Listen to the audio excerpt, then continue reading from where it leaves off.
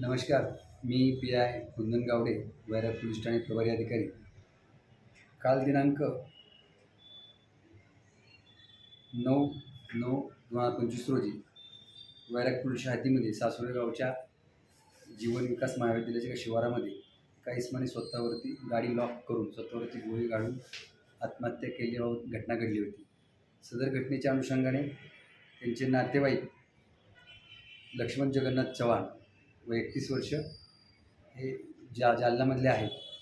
त्यांनी वैराग पोलीस ठाणे येथे तक्रार नोंदवली आहे. त्यांच्या तक्रारीवरून वैराग पोलीस ठाणे येथे गुन्हा नंबर 289/2025 भारतीय न्याय संहिता कलम 108 351/2 प्रमाणे महिला आरोपी पूजा गायकवाड हिच्याविरुद्ध गुन्हा दाखल केला आहे. सदर घटनेमध्ये त्यांनी सांगितलं आहे की सदर महिलेने त्यांचे जे भाऊजी होते त्यांना वेळोवेळी पैशाची मागणी करून जागा नावावर करून दे, बंगला नावावर करून दे, त्याचं सतत मागणी करून मानसिक त्रास दिला आणि त्या मानसिक त्रासापोटी आत्महत्या करण्यास प्रवृत्त केले.